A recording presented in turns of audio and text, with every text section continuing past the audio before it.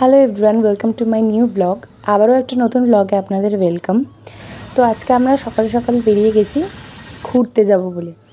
কোথায় ঘুরতে যাব, কোন জায়গায় যাব সেগুলো আমি পরে বলছি। তার আগেই প্রথমে বলে রাখি, টানা অনেকক্ষণ দাঁড়িয়ে থাকার পর মারপিট ঝগড়া, তারপর লড়াই করার পর একটা সিট পেয়েছি। তো আমরা একটু প্রথমে ক্লান্ত, তারপর আমরা টিফিন খেয়ে একটু এনার্জি নিয়ে নিলাম। এবার সমুদ্র দেখতে দেখতেই আমরা যাচ্ছি নীলমাধবের মন্দির।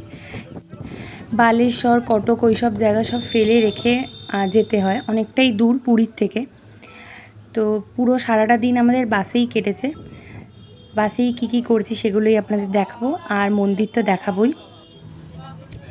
এই যে সকাল সকাল আমাদের গাড়ি রওনা দিয়ে দিয়েছে, তখন প্রায় 8:30 বাজে।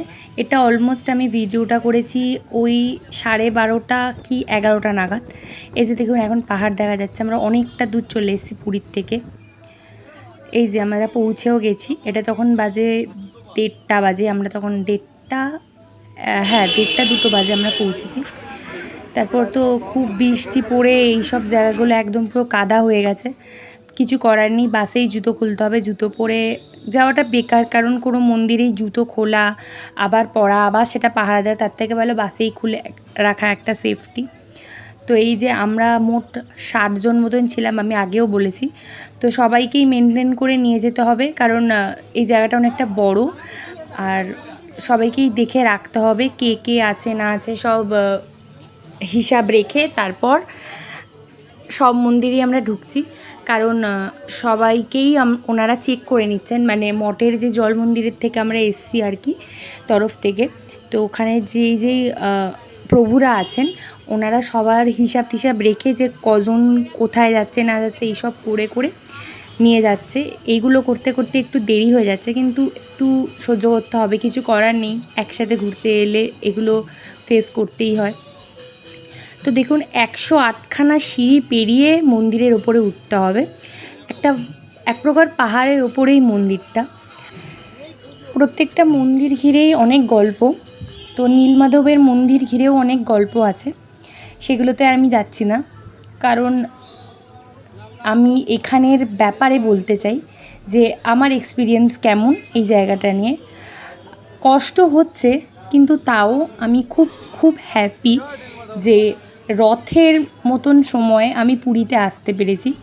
অনেকে বলে পাপ করলে এই সময় আসে, বা খুব পাপী বলে রথে গিয়ে সেটাকে পুণ্য করার জন্য আসে। বাট আমার বক্তব্য হচ্ছে, আসলে কথা বলার জন্য তো কোনো ট্যাক্স দিতে হয় না, তাই জন্য উল্টো সিধা একটা কথা বললেই হয়ে যায়। দেখুন আমরা কত উঁচুতে উপরে উঠে গেছি, কত উঁচু থেকে ভগবানকে দেখতে পাচ্ছি। আমার মতন লাকি মানুষ আর হয়তো এই পৃথিবীতে কেউ নেই। আমি এতেই আনন্দিত। কমেন্ট মানুষ করবেই, এটা মেনে নিতে হবে, প্রকৃতির নিয়ম এটা। তো সবটা মেনেই চলতে হবে। পৃথিবীতে যখন এসছি, মানুষ রূপে এসছি যখন, তখন এগুলো তো মানতেই হবে।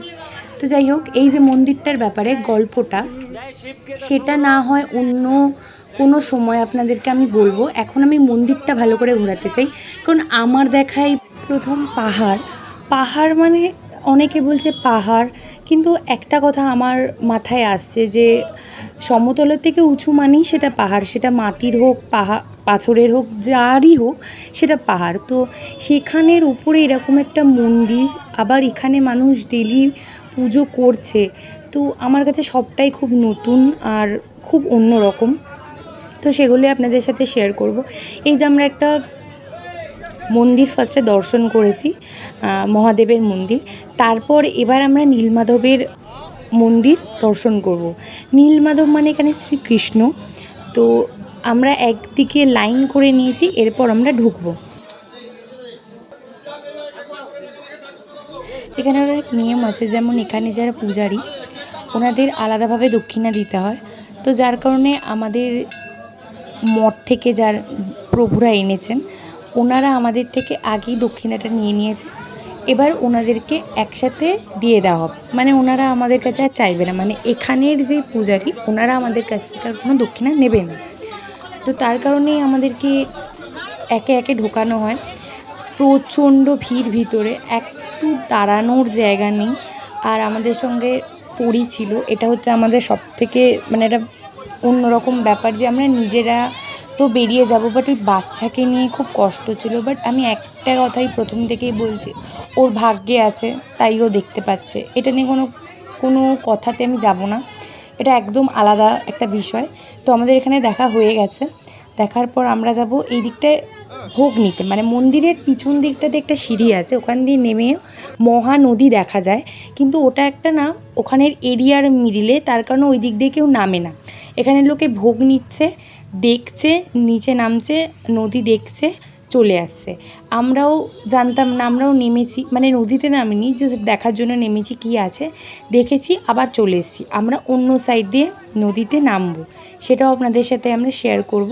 আর হ্যাঁ, একটা কথা বলে রাখি, ব্লগ ভালো লাগলে লাইক শেয়ার কমেন্ট করে দেবেন, আর অনেক অনেক শেয়ার করে চ্যানেলটা বড় করে তুলুন, আর সাবস্ক্রাইব করে দেবেন। তো আমাদের এখানের ঘোরা শেষ, আমরা এবারে মন্দিরের অন্য সাইডে যাব, মানে এটা তো পিছন দিক দিয়ে দেখালাম, এবার সামনের দিক দিয়ে একটা সিঁড়ি আছে, ওই দিক দিয়েই আমরা মহানদীতে নামবো, এই যে এইখানটা দিয়ে।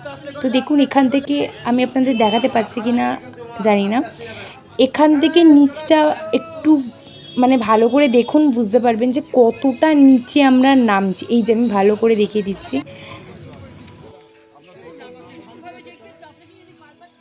পুরীতেও মোহনা আছে, তো এই নদীর সাথে নাকি মোহনার একটা কানেকশান আছে, তো তার কারণে নাকি এখানে কুমির আসে। এটা সত্যি কিনা আমি জানি না, বাট আমি আশেপাশে শুনছিলাম এই নদীটায় নাকি কুমির আছে।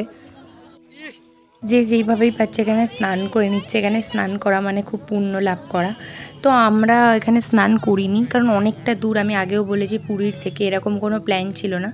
তো আমাদের সাথে বাচ্চা বলতে গুগলু আর পরি, তো ওরাই স্নান করেছে। এই যে পুরী স্নান করছে, ও তো ভয় পাচ্ছে, চিল্লামিল্লি করছে, সব জায়গায় জল দেখলেই ভয় পায়, স্নান করবে না বলে। কিন্তু প্রভু ওকে ছাড়েনি, একদম কোলেই রেখে দিয়েছে, একদম ভালোভাবে স্নান করিয়ে ওকে দিয়েছে। আর এই যে এবার আমরা উঠে যাবো, আমাদের টেনশন ছিল ওকে নিয়ে উঠবো কী করে, কিন্তু দেখুন ওই যে নবীন প্রভু ওকে নিয়ে ওপরের দিকে যাচ্ছে, তো আমাদের একটা রিলিফ যে ওকে নিয়ে কেউ উঠছে।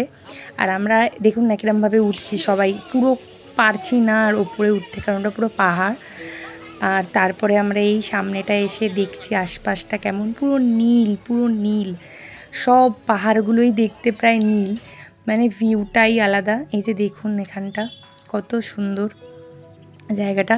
আর সবথেকে বড় কথা, এখানে নেটওয়ার্ক পাওয়া যায় না, এতটাই উঁচু জায়গাটা যে ওখানে কোনো নেটওয়ার্ক নেই, খুব খুব সমস্যা নেটওয়ার্কটা নেই বলে, বাট এমনি খুব ভালো জায়গা। আর একটু আধটু তো কষ্ট হবে। এই যে দেখুন সিঁড়িগুলো, ওপরের সিঁড়িগুলো বেশি কষ্টের, এই গেটটার বাইরের যে সিঁড়িগুলো, মানে এই দিকের সিঁড়িগুলো এতটা উঁচু উঁচু না, বাট ওপরের দিকেরগুলো খুব উঁচু উঁচু। ব্লগটা ভালো লাগলে লাইক শেয়ার কমেন্ট করে দেবেন, আর নেক্সট ব্লগটা খুব